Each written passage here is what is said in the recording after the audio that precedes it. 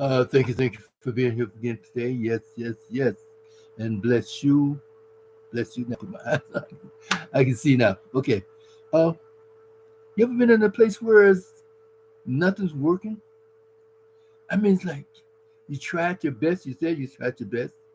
Things are not working. Things are going wrong. Every time you turn around, something coming up. Um, the dog barking, the cat's meowing, and the goldfish act like they don't want to eat. I mean, like, what's happening today? And you feel overwhelmed. You feel outdated. You feel something that's wrong. It is wrong. But, and then you get ready to pick up the phone and say, well, I'll call somebody. You pick up the phone and somebody's already on the phone. Like, I didn't tend to call these people today. You know what I mean? It's a bill collector. Hey, you don't want to lie. You don't want to be wrong and everything. So you got to deal with it. So you deal with it. I don't have any money. So now you look around like, all right, I don't really have any money. You know what I mean? And it's like I don't have that type of money anyway. Uh, Money's coming in, but it's going to be a couple of days from now. They want their money now. Here comes somebody else. Oh, can I borrow $20? And you say, "Whoo, I don't have too much up here, so I don't got none of it anyway." Right? So this is how it happens sometime in life. This is life. This is that road of life. And made a message one time about how people talking about the quiet storm. The quiet storm is like an everyday situation where something is going wrong, something happens, something this and that other. It's not a smooth, joy, peaceful walking through the tulip type day. When the last time have I seen that in one of the platforms that we watch, like on YouTube and everything, right? Social media, okay. That the guy was saying like, do I know something good today? It's like, what's happening is good today. Every time you turn around, there's something bam, bam, bam, all the way around, you know, so we go through these situations often than we think. But then, are we really focusing on something good? Are we focusing on the victory? Are we focusing on joy? Talking about count it all joy when you face these trials and, and did various tests, not just that one test, but many, and that's what we're doing, facing many tests. And we say, count it all joy. How can you rejoice in a storm? How can you rejoice even with tribulation? But it says, rejoice in tribulation. Like, Lord, I hear you. You all right up there? And you feel like saying that for real, for real. You know what I mean? Like, it's not funny, but still, this is how we look at it, like, well, what else is going on? Because in this world, there's situation that's happening, and because we know that there's turmoil, there's always calamities of all type of stuff that's going down and going around us and everything that I just say we don't know if it's going or coming half the time, most of the time. And then seem to be sometimes we settling for those situations. This is one of the reasons why in my book, my works, right? We're talking about cheating and infidelities and betrayals and all that stuff. It seems to be like an everyday affair. It's like, okay, so what? It's like in the old days, everybody got the measles. At one time or another, you was a kid. Oh yeah, they got the measles. It'll be all right in a couple of days. You know what I mean? Boom, boom, boom. It's just your scratch. You make sore, boom, boom. Because you got measles. Then you have the vaccination. Then these are things come about.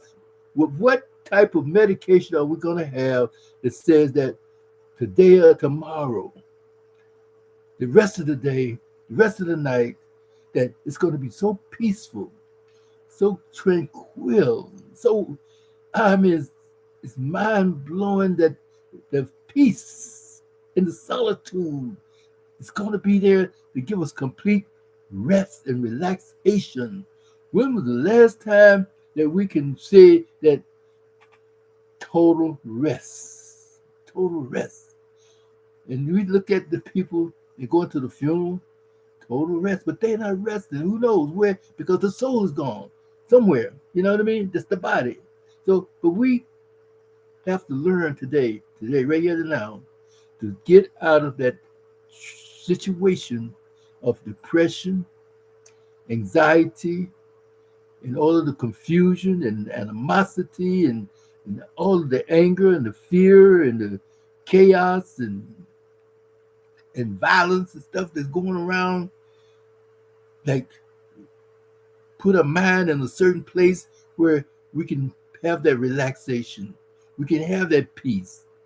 When the last time we had peace on this earth? Or peace, they say, we go out to the woods sometime, to a nice quiet place. It is so beautiful out there. I mean, it's like, but as soon as in the evening time comes, then here comes the dust. Here comes birds. Here comes something. I mean, something's going to happen sometime. So you expect it. Now it's an anticipation of something going wrong. Anticipation. You got to look out for the snakes, look out for the spiders, look out for the bugs, look out for this, look out for that. It's like, can I just lie around on my blanket or something and just that forget about everything and anything? No. Next thing you know, you gotta. It's always. But anyway, we just want to just give you a little feeling of depression and that things are not happening the way we want to sometimes. And then what can we do about it? How can we adjust our mind to that place where we can count it all joy? But the trying of our faith produces patience. Oh, patience? What's that? Because we overemphasize, we overthink, we disconnect. We're spiritually and emotionally disconnected in most of the time. And how can we say patience when there is no patience in us? We don't have the self-control, we don't have the discipline, and then we don't have that the joy and the peace and the kindness and all that good, beautiful stuff that's supposed to have, you know what I mean? The love, the music, the ambiance of quality, and the soothe sound of the wind blowing through the leaves, the trees. Ooh, birds just chirping and hey, everything all peaceful. That even the birds can't cutting up sometimes. Hey, that worm is mine. Oh no, that's worm is mine. Oh, I want that. I got it. You know what I mean? So we see these things happening often, often, often. So be renewed in the spirit of our mind. We're looking for a transformation. Be therefore transformed by the renewal of my mind. How do we have a mind renewed in order to say we can count it all joy? We can count our joy. Then we can have the triumph of our faith produces patience. Oh, faith? Ooh, what's that? What do we believe in? Every time we turn around, here comes somebody talking about, oh, there is no faith. What are we doing with faith? What is faith? What do you believe in? Oh, I don't believe in that. I don't believe that. Well, that's what you do. Well, you shouldn't believe in it either.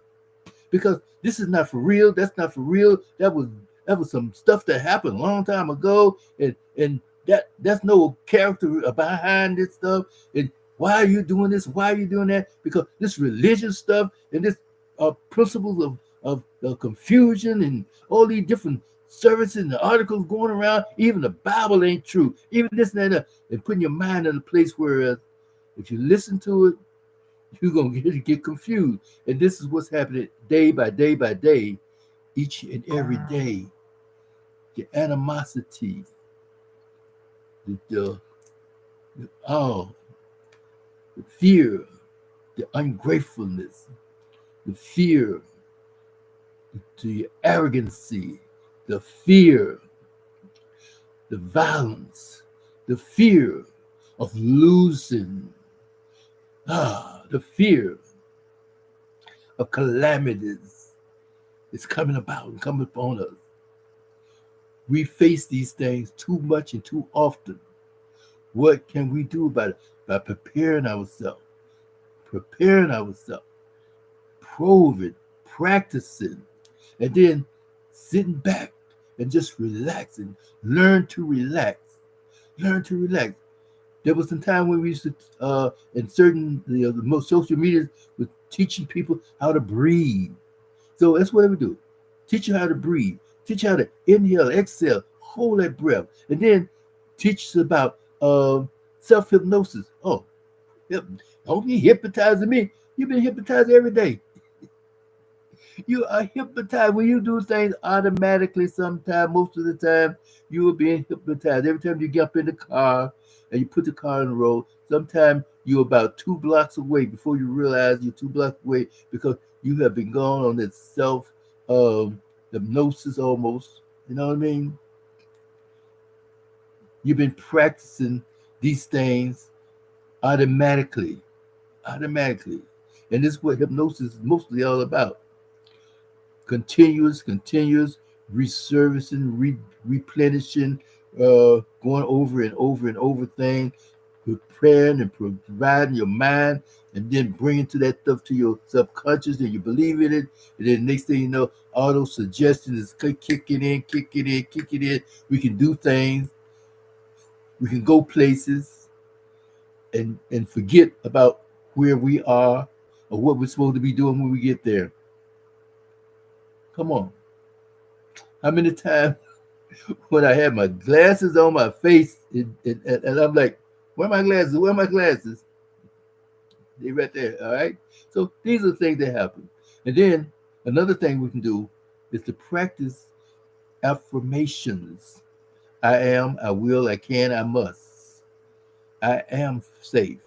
I am whole. I am free. I am saved. I am uh, qualified. Okay. I am loved and I will be loved. So going around getting all upset because uh, Johnny and Jimmy and Susie May don't love us like we're supposed to, don't love us because they talk about us. Now we're getting all bent out of shape because people are saying these things about you, backstabbing.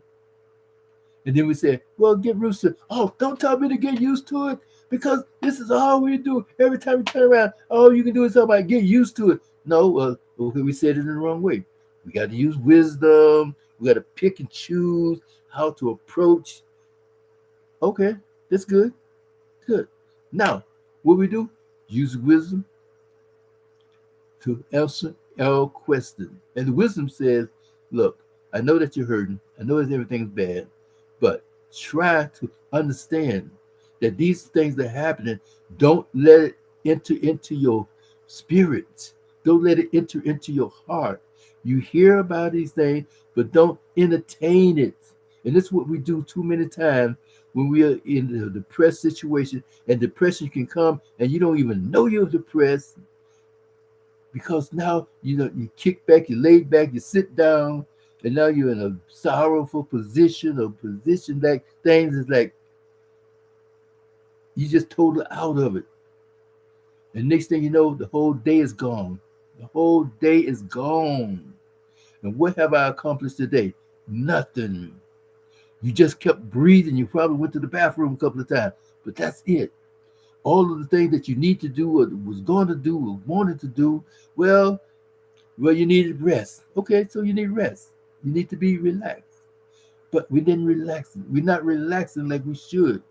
And then here come anxieties, worryation. We're worried about this, we're worried about that. We're concerned more about that over there than we are about what's here, right now. And we left stranded. We left abandoned. We left all empty. And sometimes we need to be empty so it can be filled with good from good. Get rid of the garbage, get rid of the chaos and confusion in our mindset. And that's what we should do sometimes. Uh, how you told it, uh, release some of that stuff in your mindset. You know what I mean? Detox your mind, detox your spirit. I'm telling you, it is so wonderful to do and then release yourself. So every so often, you don't wait till things start to happen. Besides, you get all bent out of shape. Besides, you get angry. Besides, you get mad. Besides, you get upset and cussing and fussing and pouting and being brooding about different things. Sitting down, being a quiet situation. You don't want to say nothing. Want to do nothing. You could care less about what's going on around you. No, every so often. Set aside maybe an hour.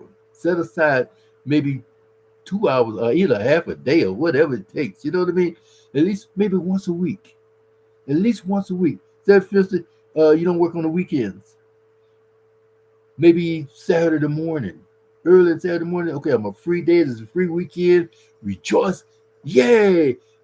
Just go crazy like that. All by yourself if necessary. This is a weekend. I'm free. I'm free. I'm free. I'm this and that. That. Do those affirmations. Then take a deep breath and just like let it go. Let all of that inside from the week, all that stuff and chaos and confusion and the trash pan, trash bin and the barnyard is in your mind and your spirit. Let it go. And that way you can keep yourself halfway level, and then you keep trying to practice exercising, exercising relaxation. Relaxation is also when you can just have a quiet moment, either sitting or laying down with your eyes closed sometimes most of the time, or either focus on an object by speaking into your mind, your subconscious thing, with no noise at all, and just tell yourself about how relaxed you are, starting from your head, going down, and then releasing it, relaxing it, letting it go. Because too many times that anxiety can take us out of here, being anxious for nothing. Even we told worry for nothing, being anxious for nothing. Why are we worried and concerned and consideration about something that we can't do anything about? That's why the example that was given to us, like where the Almighty knows the number of hairs on our head. He knows that man. We don't even know that. So therefore, let him have it. Give it to him because he cares for us. Cast all your cares upon him. So we keep caring about things. Okay, good to care, be concerned. Good to have that spirit of love and value about yourself and about your family and everything. When something come up, we concern, we pray over it, we speak over it, and we speak good things about it and say, I have to give it to you. And then the answer will come to you sometime. What's the best doctor? Or how you do this? What can be done? Where can you go? What can you do? If you can't do anything and things start to happen so fast, then take a look at the situation. And sometimes, well, I call a doctor, but if you know that you're supposed to stop the bleed or stop this or stop that, do it there. And then take the rap. Well, you're practicing medicine and you know that you can save a life sometime just by applying a tourniquet or something to stop the bleeding or stop a brain or whatever. You know what I mean? If you know these things. But if you don't know it, then the best thing you can do is try to comfort a person, speak good things over a person, pray over your family at every day anyway. So these are things we just tell you. And, sometimes people don't like for you to do these things because they rather be in pain, they rather be in chaos, they rather be in confusion because confusion is going to be there anyway, every day, all day, like it or not. So we have the power to say we have the power over darkness and confusion and chaos and all that stuff is of darkness. So now we're forced someone. I do really truly think that the Lord is really telling us something by letting these things happen, but not coming in the boom, boom, boom with a bull whip and a stick and a rod to beat people down before messing with us and everything there.